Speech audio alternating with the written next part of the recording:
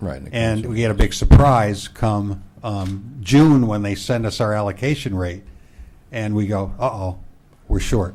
So those 6 paraprofessionals at $35,000 apiece, which is over $200,000, that we were going to use federal money to support, we now have to find money in the actual general fund budget from the revenue we get from the town. So I guess I go those back are the to kind of a lot of these. $31 million of this budget is coming from the town, right, not federal, state, grants, those sorts of things.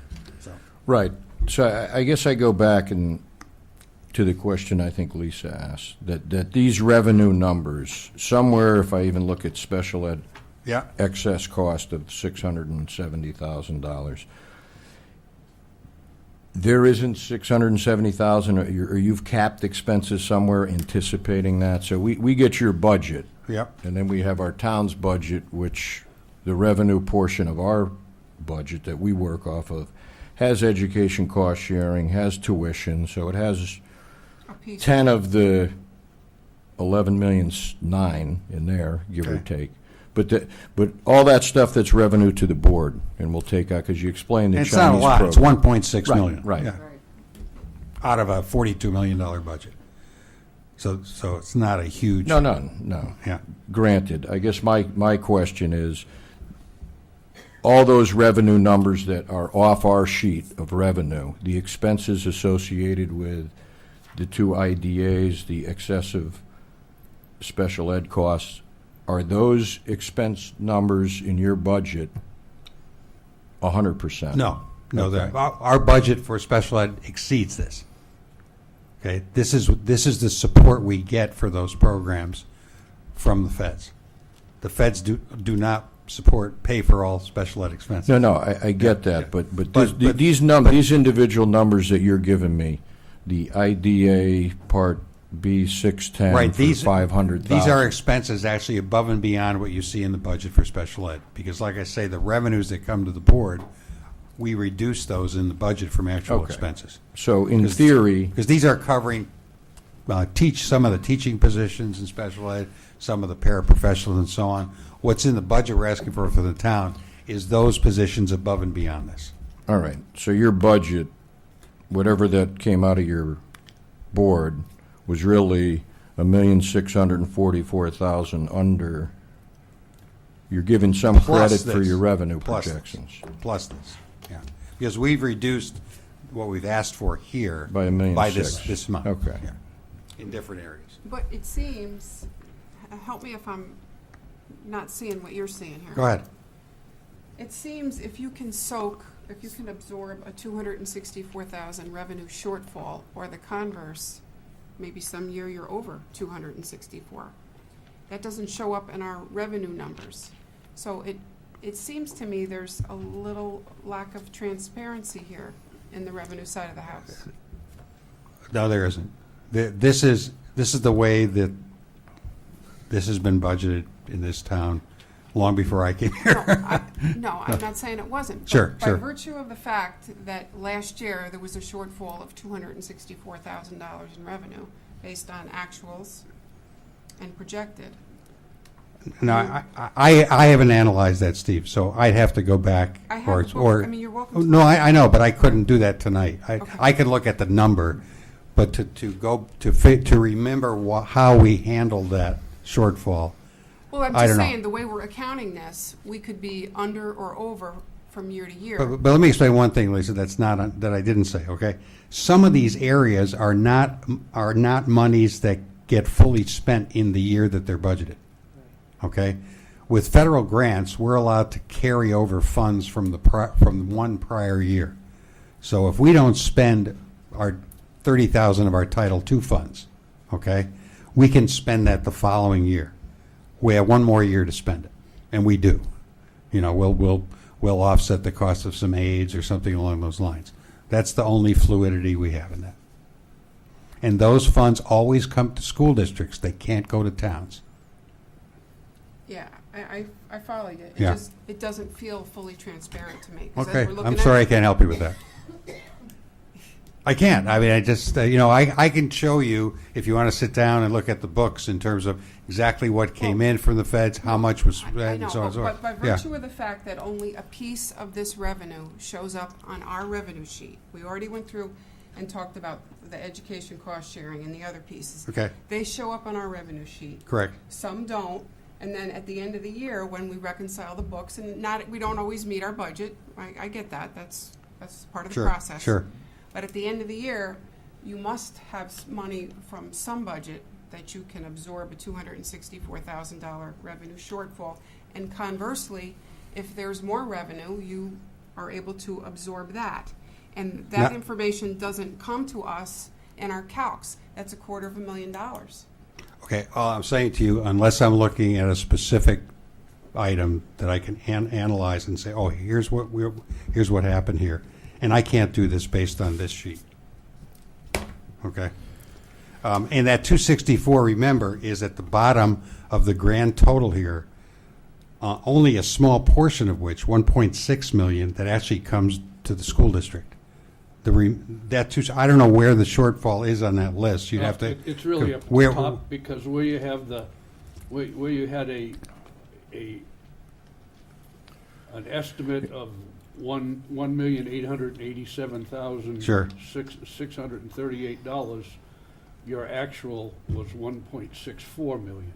So Right. that's really where the bulk of that. Okay, so I would have to go, if you'd like us to do an analysis of that, we could do for you. Yeah, if somebody can go back, because we went back to last year. Because we've had it like this every year, and Right. it's the first time anybody's asked me No, that. the so. presentation's the same, but if you look at your first column, because we just had the Yeah. auditor in front of us, right, he gave us the fiscal year end 2014, and if I look at your first column, under revenue to the board, it's $1,648,17. So we're just using your numbers. If we go back to Last year. the budget year for that, the sum total of all those columns as a projection was $1,887,638. So that's where we're saying there's some discrepancy. So, I mean, I don't expect you to certainly have that answer, but since it's a practice that existed before you, so it existed before all of us. We base our projections in terms of the right-hand column on the best information we Sure. have from at the Sure. time. Here.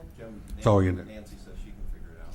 Oh, okay. Oh. I think perhaps the excess cost might have had a lot to do with it. Yeah. What's that?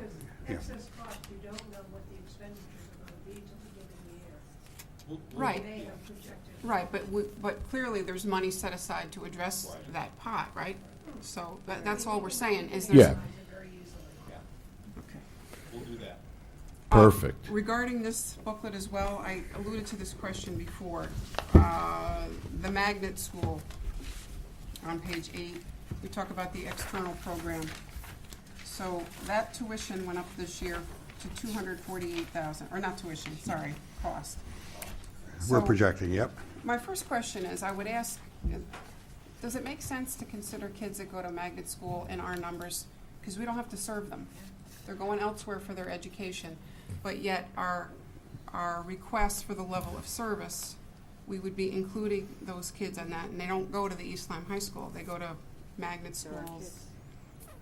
You follow my thinking? I do. So I just wonder, just kind of big picture, should we reevaluate including those numbers in our student population since we don't have to serve them? We don't include them in our student population, except Oh, Tim said as. they do. That's why No, I- you look at the demographic, they're separated out on the demographic sheet. Well, that's what I'm trying to understand. Do we include They're- them in our okay. student Let me- population You're numbers? talking about two different things. NESDEC included them in their projections, I'm not talking about NESDEC. I'm talking Okay. about our student population. okay? Do we count our children that live in East Lyme that attend a magnet school? Where do we, no. what sheet are you looking at that you're asking me about, though? You're not going to find it in here, but I'm on page 8. It's So- a question, our numbers. Yeah. When we count how many kids are in the high school, Correct? do we count kids that are in East Lyme that When you say attend- we count, what do we count for? We count for some report. They would show up on some piece of paper. You say we count them. We don't. In this booklet, Where do in we here, when we count? talk about how many children are Okay, in look at the each page class. that says that, and you'll see where the magnet school is. Okay? see if I can find that for you here. What orange? Orange, bright orange? Okay. Yeah. Okay, if you look at the bright orange tab, and you can see over in the bottom box there, we Right. include numbers that, from the Okay, so schools we include send them. kids to. But we include it on our data here, But not in- it's not included in our classroom projections.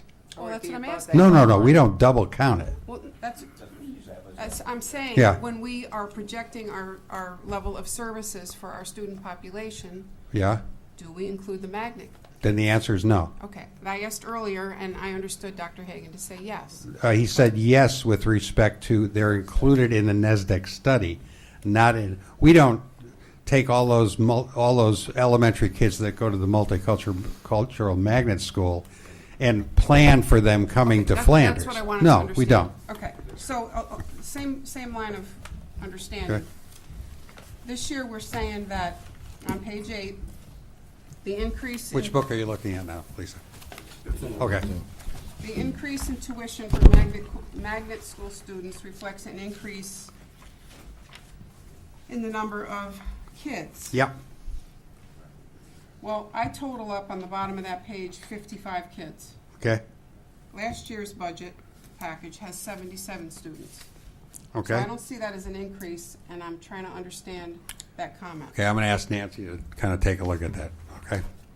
And maybe as you go on with your questions, I Because give that's a you an answer. significant decrease, yet the budget has gone up considerably. Yep. And the Well, statement appears to be incorrect, because it says the increase in tuition reflects an increase in the number of students, yet I see it as a decrease. okay. Of 22. Well, I So think, it's a considerable amount. I think what may have happened is that in the prior year's small book, that the numbers were wrong. But I'm going to ask Nancy to look at that. Great, okay. thanks. All right, I'm going to take a pause for now. Very good. These are those very good catch. Thank you. Keep in mind, this book is not a detailed analysis of the budget. It's a different, sort of a simpler look at it it's really not intended for Board of Finance members. It's as an analysis of the budget. It's intended more it's a much more consumable document than this is for the general public. Talks about departments and areas like professional development. You won't find that in here, where we talk about function and object codes. So, Go ahead, Beth. I just have a few questions. I don't, and it's probably in there, but I didn't see it. The assistant principal, what's the cost on that? It's based on the negotiated contract with the administrators. I think the total cost of that is, I'm taking a quick guess, Nancy will correct me, is 130, right, Nancy? 120? That does not include benefits, right? Yeah, What would you estimate to be the benefits? I'm just trying to... 15? 50? 15? Okay, and how about the teacher leader? What we do when we budget for teaching positions for vacancies is we budget at the master's column, step 6, because what will happen in this case is probably an existing teacher, whatever level they're at, will go into this position, and the replacement person would be at a lower level than that teacher. So we have budgeted for, I think it's $58,000 for the salary position plus And then benefits. Plus 15? maybe. Plus 15 or so in benefits, yeah. And you talked about the 2 reading teachers. Yes. The 2 teachers that you say that they're replacing is through attrition, right? It's not...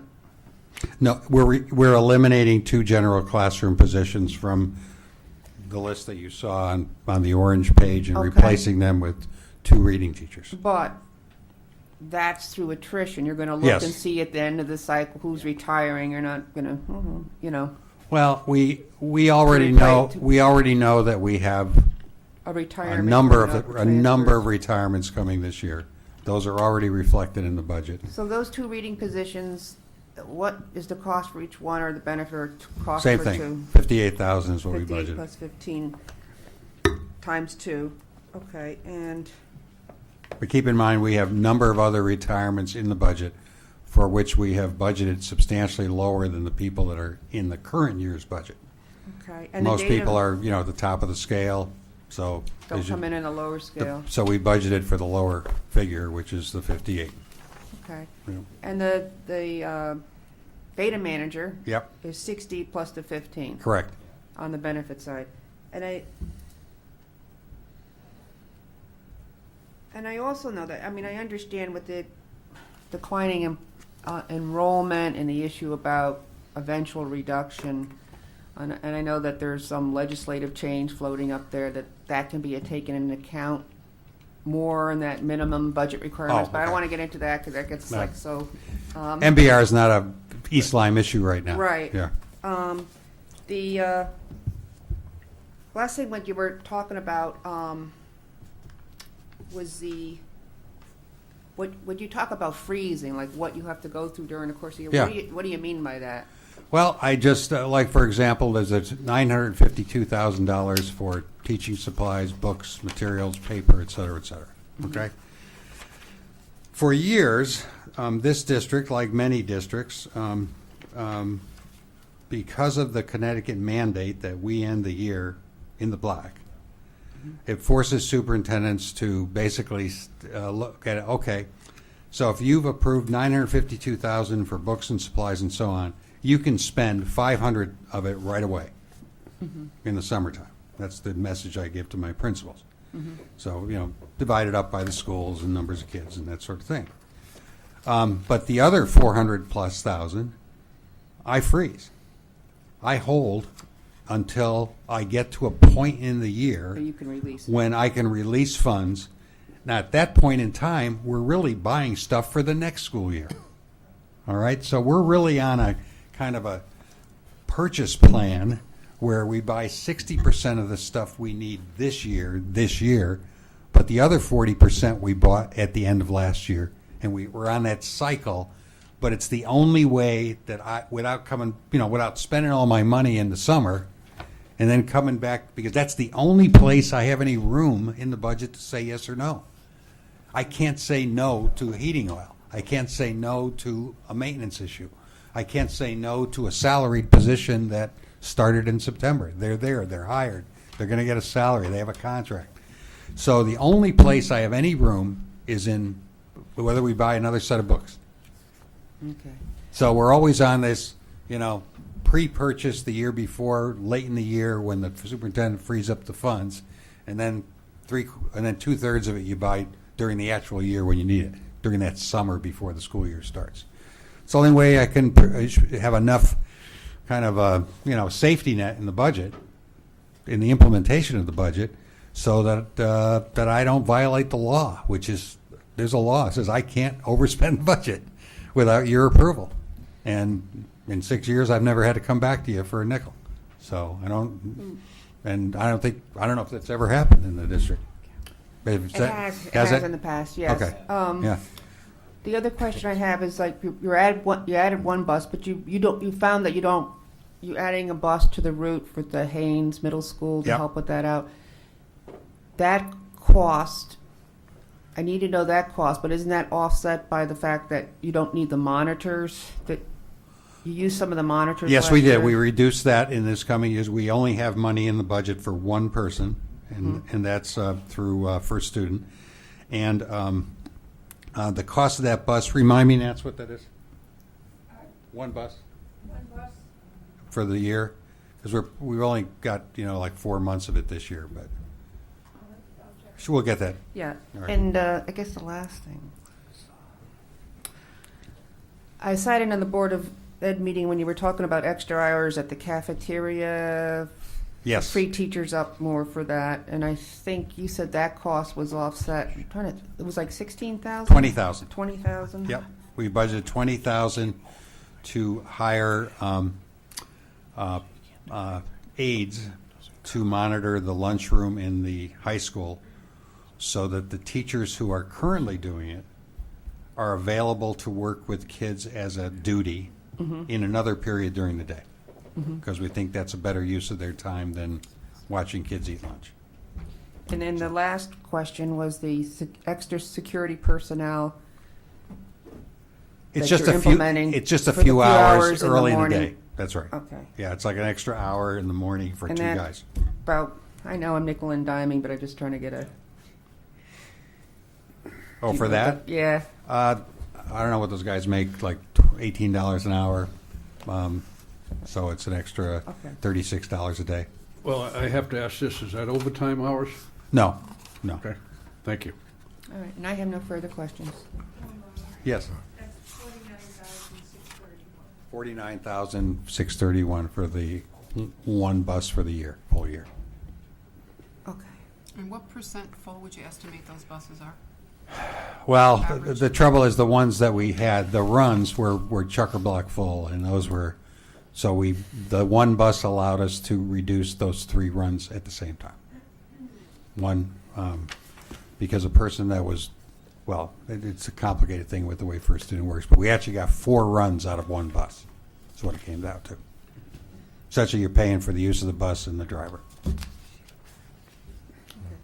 Thank you. Yeah. And we got a lot of positive accolades from parents because it was kind of a mess in those 3 runs. And you know, we just have weird situations. Like high school runs are half empty. Yes. But you know, because high school kids drive. But we run the same routes, and we have to, if we have a bus hired for 2 runs, because we really don't need one for the high school, we still have to pay for it. Right. As though, because the bus is still there and the drivers are hired for the day. Well, that was going to be one of my questions. Yeah, Because I see daily buses that are more than half empty. Maybe 5 or 6 kids on a bus. You know, when I was in a school district in western Pennsylvania, we didn't allow high school students to drive to school. 100% of them had to ride the buses. Now, that rule got created because there was a terrible incident in the high school student parking lot. And that was a reaction to that. But we had full buses. But the reality is, if you look at the same bus route that will have 9 high school kids, will have 69 middle and elementary school kids. So the trouble is, even if we don't need the bus for the high school run, that we're going to pay the full tilt for the bus and the driver. Okay. So Okay, so my turn. I'm gonna bring it up a level. Sure. Not get into the minutia so much, but in general, first I just want to thank the Board of Education. I know you guys started with a 4.7% increase, and you've worked hard to bring it down to 3.9. I can only imagine how contentious some of those meetings might have been. So I do appreciate everybody's effort in bringing that down. So my first high-level question to you is, if this comes down further, yeah. there's been, a lot of talk about, the Viking Saga newsletter. You got up to the podium this evening and said that services may start to deteriorate. My question is, I've been here a few years, and I've seen a lot of great progress made with that 2% increase Yeah. every year. So we have. Very good progress. And I guess a lot of that can be attributed to a 2% average decrease in the student population in as many years. So the delta there is much greater than, you see where I'm coming from. I do now. see where you're going. Okay. So if this were to come down more, I've seen in the past few years, we've gotten the new athletic complex at the high school. Yeah. We've gotten new school buses. We've gotten the technology upgrades that you've asked for. Yep. You've implemented the full-day kindergarten. When I hear people saying in the community services are going to deteriorate, what's left? What are you not going to get if this budget comes down further? Well, let me talk about the 2% for the last 5 years.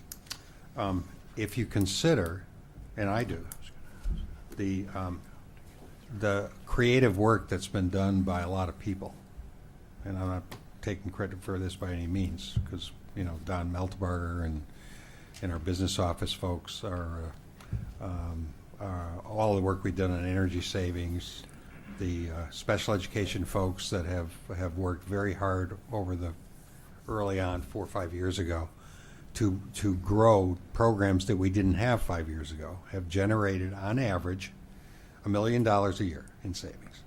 over the last 5 years. $1 million is about 2.5% of our budget. So as far as I'm concerned, we've had 4.5% new money to work with to do full-day kindergarten, to do coastal connections, to do the new special ed programs, to do the technology thing. Frankly, there was a Board of Finance suggestion that it launched the technology thing. We were able to do it because you guys said, hey, don't spend $250, spend $48 a year. And each year come back for another one of these things. So we're at now the 5th year, we're at the $250, but if we maintain that, you're not going to see growth in it anymore. We'll be able to maintain it. So that idea came out of, I can't remember who the guy. Kleinhans. Yeah, right. I thought it was Steve Larson, but I don't know, it was somebody like that. Bob Kleinhans. Okay. So, I think that a lot of her, but I don't know where the district's going to go in terms of that kind of creativity anymore, in terms of trying to find savings to do those kinds of things. As I shared with you, we're at about a 3.2 with just kind of maintaining the status quo. The 0.75 is covering those new positions. You know, I don't know, Mr. Newton and his staff is going to have to figure out where the cuts are going to come from. If I were here, we'd certainly be, again, looking at those, new positions. I don't know what else we could do. I mean, I'm not going to reduce, I'm not going to eliminate an educational program. I guess we'll just have to, I would have to, but now Mr. New's going to have to make a decision whether he can go, how is he going to handle if they don't make the 100%? Because he's the one that's going to have to be answerable to the state as an agent of the commissioner, and when the district isn't able to fulfill the mandate. And, he can mandate, as some of my colleagues are doing, that they cut corners and just get it done. That it becomes a kind of, we spend, hundreds of hours a year doing something that in the end most teachers think is a waste of everybody's time. Or can we make this into something that is worthwhile in terms of kids learning? That's what we're trying to do. We just don't want to do something poorly. It's the way we are. It's just a lousy thing to do. I can't. I'm not going to sit there and tell these guys to just, just cut corners, just get it done, just don't worry about it. And we got to make the teachers do this. We got to put it all online. That's where all the time's coming. But in the end, instead of doing an hour visit to the classroom, go 20 minutes. That's plenty. You can get your right up with a 20-minute observation.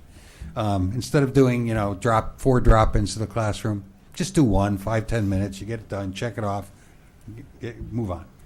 That's not the way we operate here. People have a lot of pride in this district. They want to do it right. And so we tried the first year. We only had and this is that first year with 100%. We're not going to make it. They're all telling me they're not going to make it. I believe them. Except for the one school where we have probably the right number in terms of principal-teacher ratio. So, speaking to the reduced enrollment of our students. Yep. At what point do we start to eliminate positions? If we have lost 300 students in the past 5 years, and Yeah. now we're projected to lose another 300 or 400, Yeah. at what point do we start? Well, we have been, actually. If you go back 5 years ago, we've actually been reducing by a couple of teachers every year over the last 5 years. Okay? I don't have the exact numbers here tonight, but if you look back, each time we made the cuts, there were always a couple of teaching positions, always a few paraprofessional positions in the mix. And we've almost always been able to do it through attrition, just because we're at that point as a district where there's a lot of us aging out, so to speak. A lot of retirements are coming, and that's going to happen for the next 3 years as well. So it's relatively painless to do.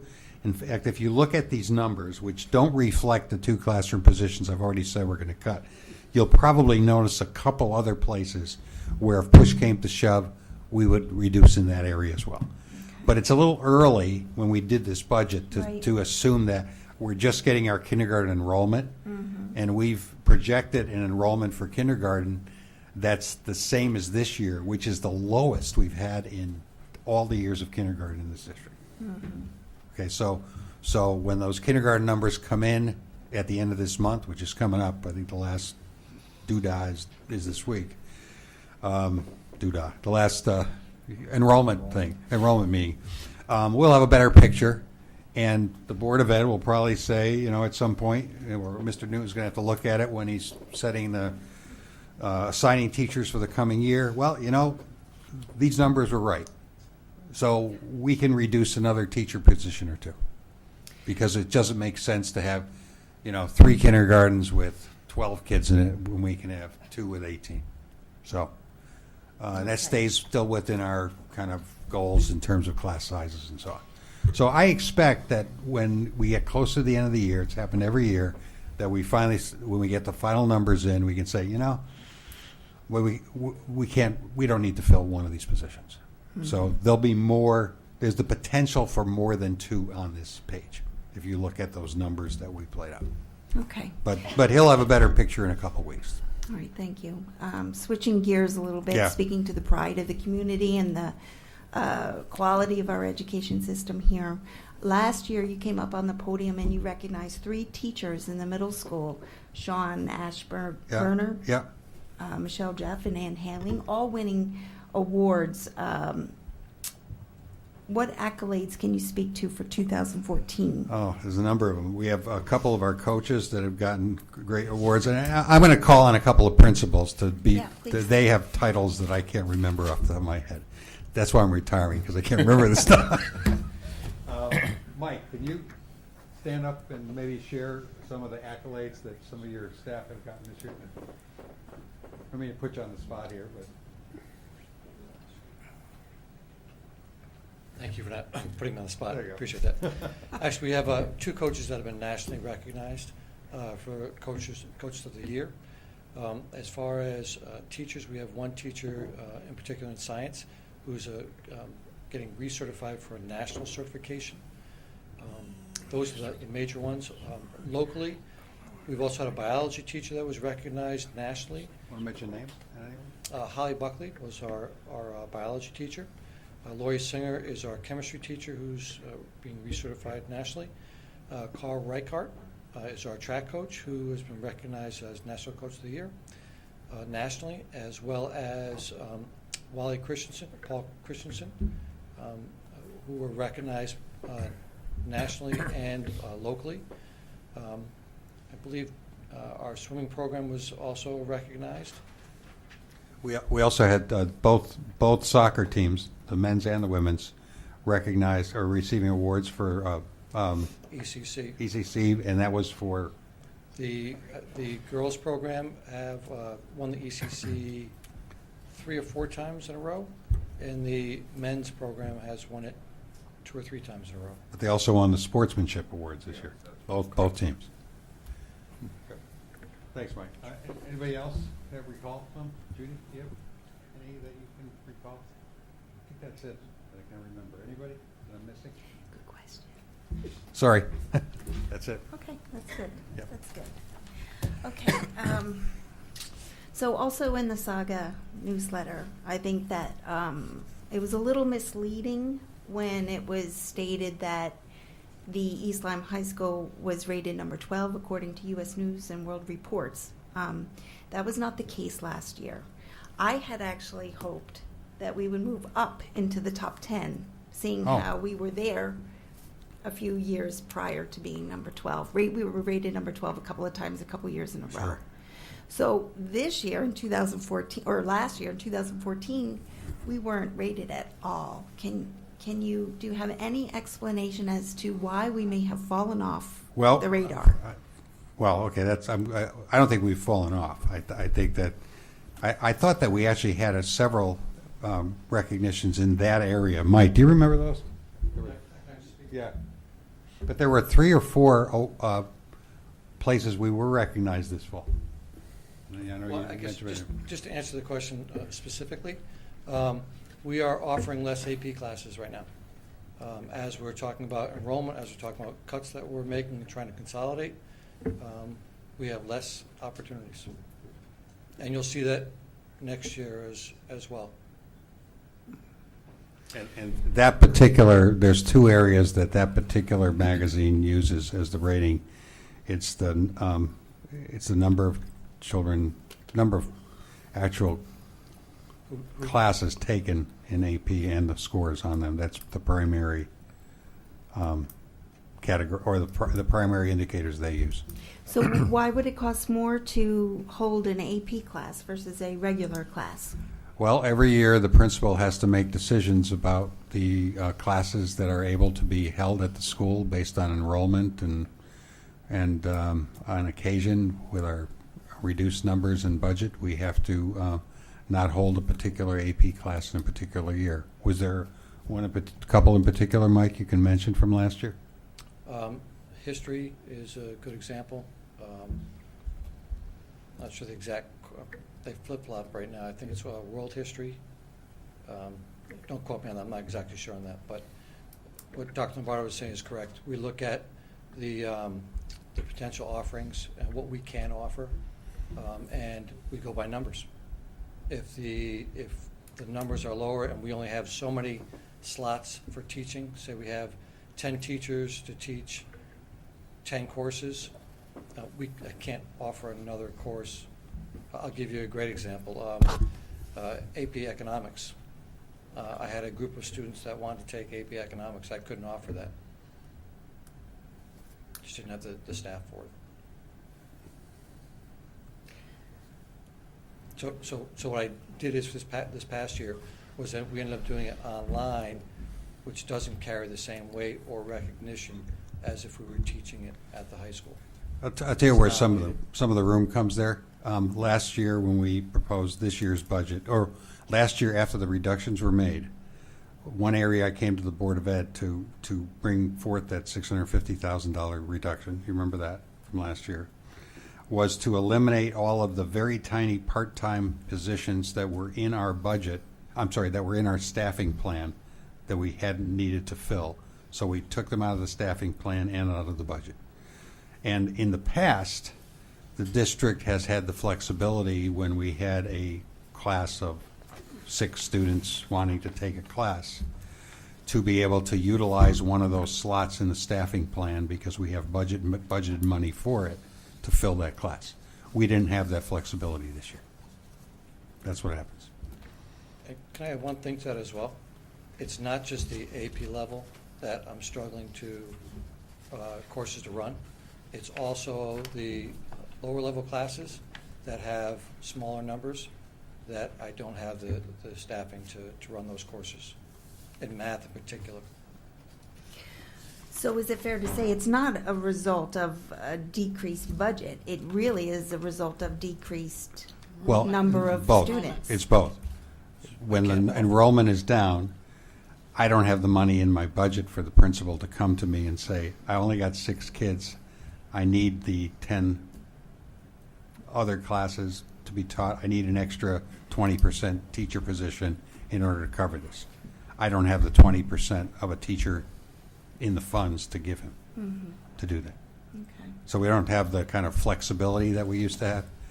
I'll be honest with you, the same thing that has been happening over the last 5 years. I'm not particularly proud of it, but as a result of very tight budget times, I have had to, in my hiring practices, hire teachers at lower levels than their years of experience would normally dictate. And I'll tell you what happens is, if I hire a teacher at step 4 of the salary scale, that indicates that they have 3 prior years of experience. In past years when we've had, not we, meaning here necessarily, but in other places where I've had budgets where I had the flexibility if the best teacher was a teacher with 8 years experience, I could hire him at step 9. Here I haven't had that ability, so I've hired a number of teachers at a lower step than their prior experience would dictate that they deserve. So what happens is, after 2 or 3 years, when a vacancy pops up at a neighboring district where they're going to get full credit for their years of experience, they jump ship. And I can point to, and I won't do it tonight, but I can point to a half a dozen teachers who who were great teachers and great prospects whom we hired for 2 or 3 or 4 years who left the district when they were able to garner a $10,000 to $12,000 increase by just simply crossing the river. Yeah. And I'm aware of that. and that is strictly budget related. And that is really disconcerting to me. I mean, I do feel like we need to get more competitive. I mean, I think that if we want to keep up the excellent school system that we have, we need to address that issue. You can ask, Camille, any of the new teachers I've hired. I've sat with many of them and said, look, guys, here's what I can offer you. And they say, well, what happens next year? Can you give me a bump on it? I said, no, because once I put you on a step, the contract requires that you stay on, you move to the next step. I can't jump you 3 steps or 5 steps or whatever. So I'm starting them, I'm lowballing them to bring them in because I really want the best teacher. And I don't have the money in my budget. You ask Nancy, I sit there with a spreadsheet in my office whenever I'm interviewing a candidate, and I'm looking at the budget. This is what's in the budget for this slot. This is what this person demands. What am I going to? Which other slot am I going to reduce to be able to afford this person?